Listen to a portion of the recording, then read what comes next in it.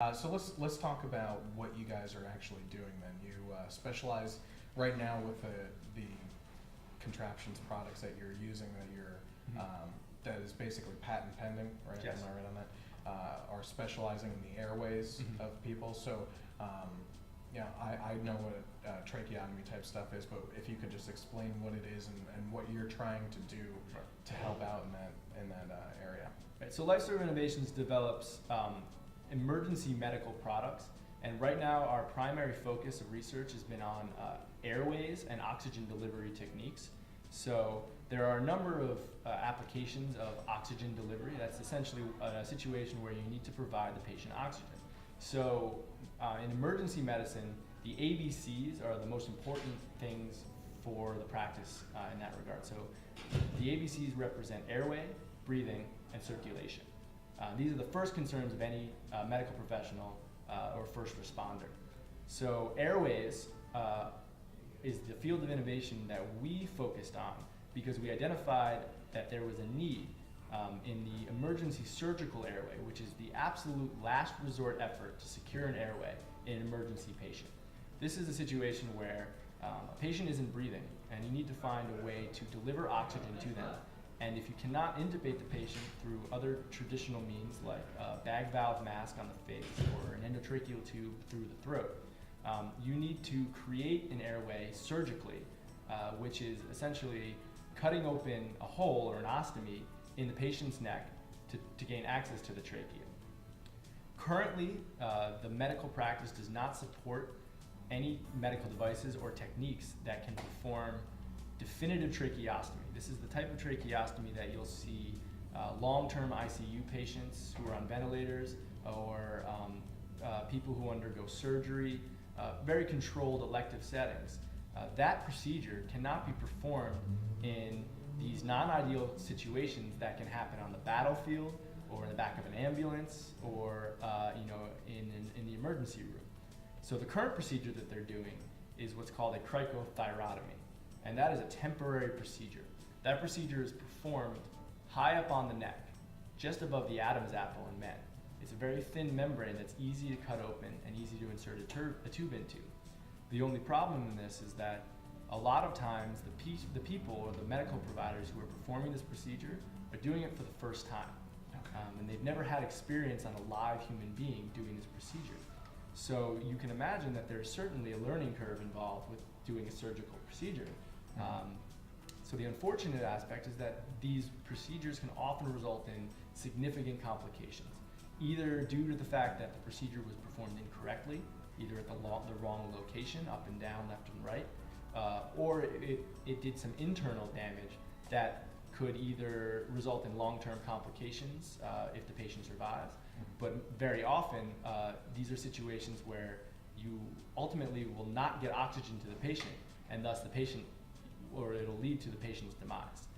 And these are situations that are critical, and we can't afford to lose patients' lives because of a lack of procedural success. So we identified that need and brought our innovative approach to designing medicine, which incorporates the opinions and the input of all aspects of the medical community. That ranges from the academic community, the industrial community, as well as the clinical community. And we bridge the gap that exists between the communication lines there. And we designed a way that we could perform definitive long-term tracheostomy, the type of tracheostomy that a skilled surgeon would perform. We created a device that utilizes that technique that would allow minimally trained providers, either paramedics or emergency room doctors, to perform this definitive tracheostomy procedure in 60 seconds or less under these non-ideal considerations that occur on the battlefield, in the back of a helicopter, or in an ICU. That's awesome. So I guess another question that goes along with the finances of everything, especially with your company, something that I would find interesting on that is, what is the goal of your products that you'll be coming out with then? Is it to take them and sell them to a company that can mass produce them and you make a big sum off of that initial sale? Or are you going to be that company that's kind of producing these and the community buying from you directly? That's interesting. So your question really comes along the lines of how do we want to market our products? Does Lifeserve Innovations see itself as a commercialization entity or as a product development firm? The question to that is actually a little more difficult to describe because at this time, we haven't done it.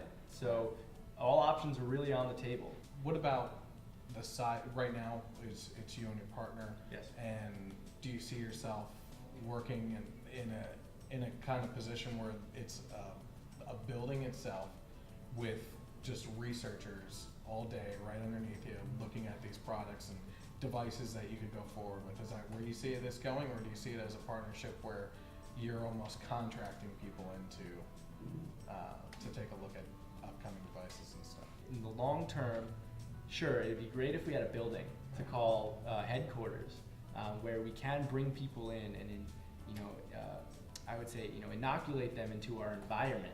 That is our creative drive and our approach to design. But that we don't want to purely dictate what comes out of our work and our research, so that we do work in close partnerships with people. Okay, good. And I think that you fall squarely within all the entrepreneurs that we interview as far as the drive. I mean, you seem very passionate about everything that you're doing and what you have going on. But what advice do you have for anyone that might have their own ideas or want to start up their own business? You already talked to, you're in the entrepreneur program and you're teaching within that. So what is it that you tell your students to actively pursue, or what qualities do these students have? So I do try to emphasize a few things when I'm teaching students who are just a little bit younger than me and just a few years behind me in terms of the development of their progress. But the best advice I can give to entrepreneurs is that you have to believe in what you do.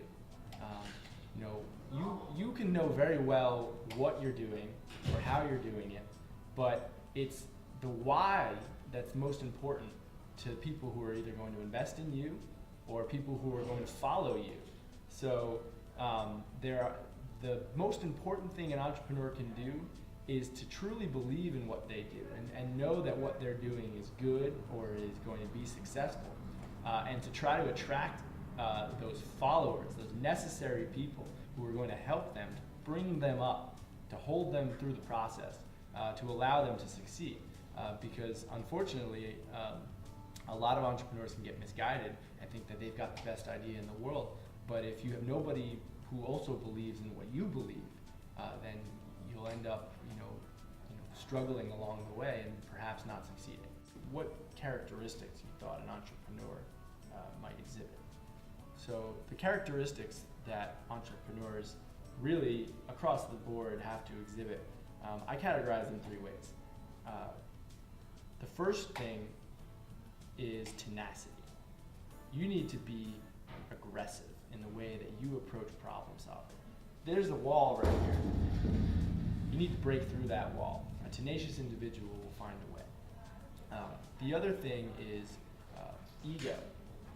Now, ego can be misconstrued in a lot of ways, but ego is a very important aspect of entrepreneurial development, because you have to believe in what you're doing. You have to believe that what you're doing is right, even when people tell you it's not. So having a sense of ego about things is very important. And the last thing is a certain level of humility or interest, listening to other people and really reaching out to the people who have succeeded and finding out what they have to say is another aspect that is very important. So interest, ego, and tenacity. These are the 3 characteristics that make a successful entrepreneur. And those are actually 3 things that we have never heard from other people that, we've heard of the drive and everything else that goes into it, or Tenacity. Yeah, exactly. So, those exact words, people have never said.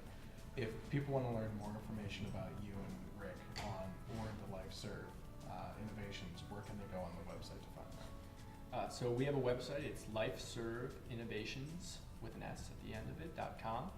That's where you can find information about our product development or our research, and also some of our partnerships. And if you'd like to contact us, you can contact us there. We also have a Facebook page, Lifeserve Innovations. that you can like if you'd like to follow more along the personal side of what it is to be an entrepreneur in the medical device industry. Those would be the best ways to go about us. And of course, we have a great Google score, so if you Google Lifeserve or Lifeserve Innovations, you should be able to find all kinds of great information about us. Okay, great. Thank you very much for the interview. And tune in next month and we'll have another young entrepreneur interview for you as well.